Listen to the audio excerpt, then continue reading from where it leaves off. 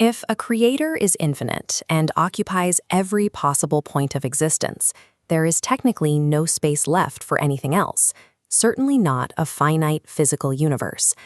16th century Kabbalists resolved this paradox through the concept of Tzimtzum, or divine contraction.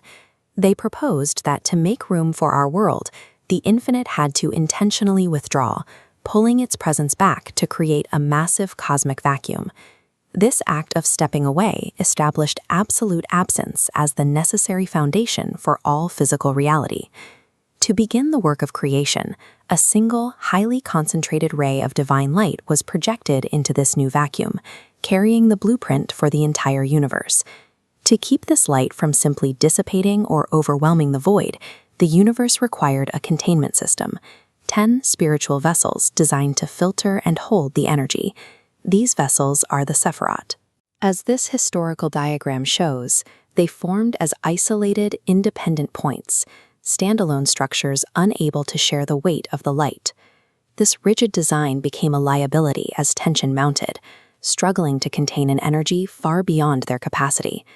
The very filters meant to bring order to the cosmos were incapable of managing the power they were built to carry. Under the immense pressure, the 10 vessels failed.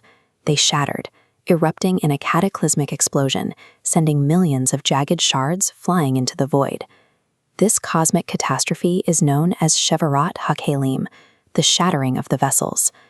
The purest aspects of the divine light immediately retreated back to their source, while the heavy, broken fragments of the vessels plummeted downward into the dark.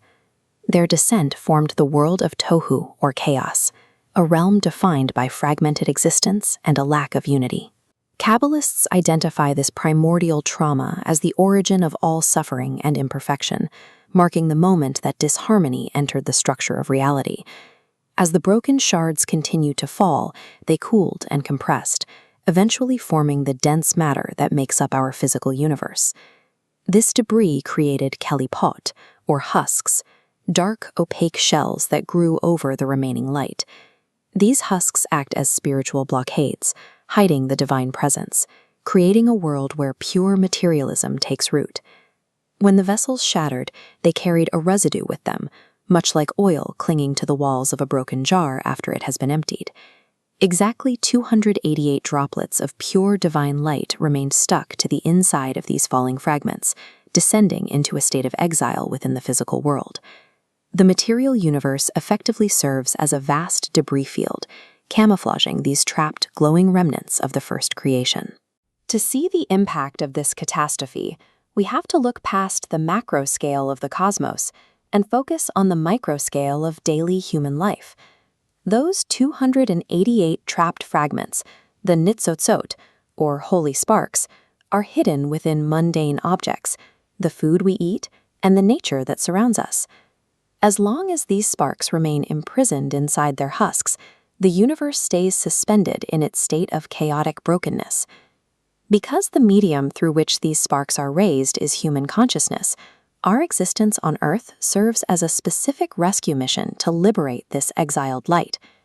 This process of recovery is called tikkun olam, the repair of the world, and it is achieved entirely through intentional human action.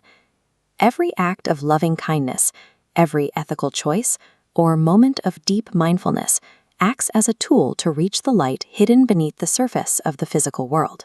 Mundane daily tasks, when performed with awareness and gratitude, generate enough spiritual resonance to crack the husks. The liberated sparks shoot upward, leaving their shells behind and returning to their divine source to help rebuild the shattered vessels. Restoring the fabric of reality depends on this active partnership, where every daily choice becomes a necessary step toward the healing of the cosmos.